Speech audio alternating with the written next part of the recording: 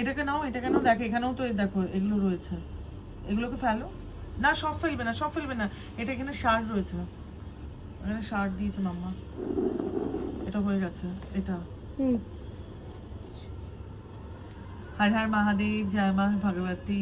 আপনাদের মধ্যে থাকা সমস্ত দেবত্ব শক্তিকে আমার প্রণাম।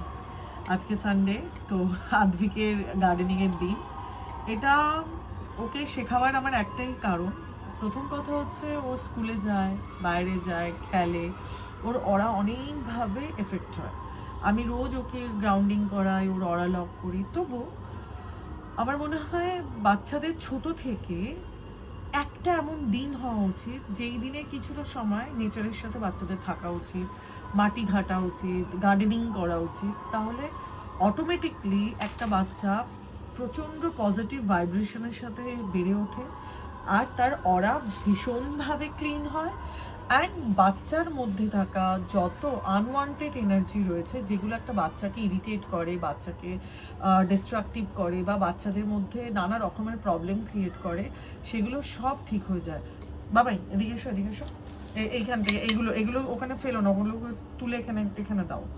তো সো আমি আদ্ভিককে চেষ্টা করি যে যতটা হয় ও যাতে মাটি ঘাটে, মাটির সাথে খেলে, গাছের অবধি যেতে দিই না, কেননা গাছের পাতা ফাতা যদি কেউ ছেড়ে আমার খুব কষ্ট হয়।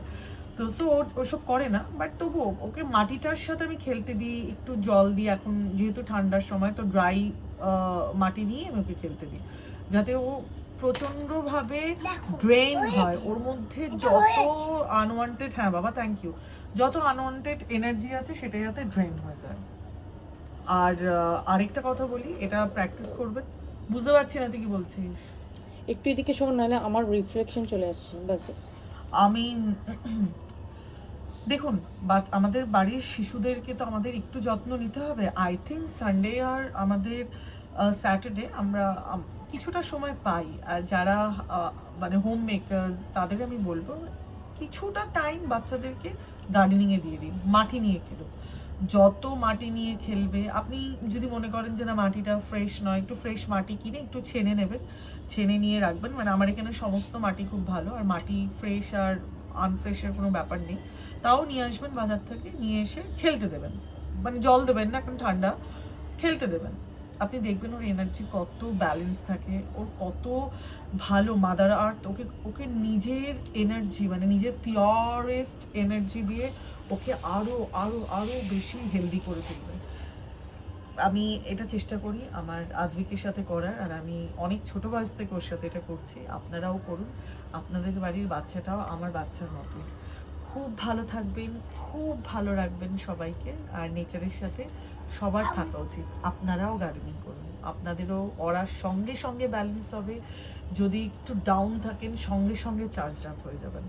একটু করে দেখুন, দেখুন করে যে আমি কথাটা ঠিক বলছি না ভুল বলছি, তাহলেই বুঝতে পারবেন। হর হর মহাদেব, জয় মা ভগবতী।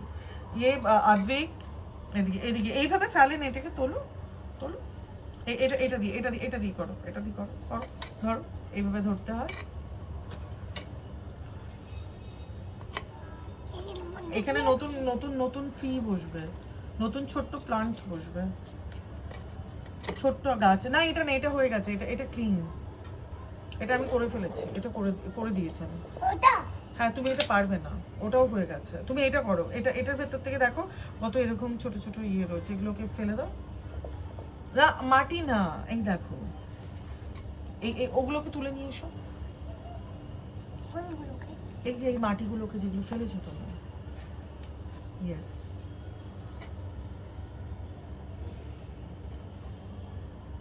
এগুলোকে পাউডার করে এইভাবে, এইভাবে ধরে ধরে, ইয়েস, দু হাতে দু হাতে।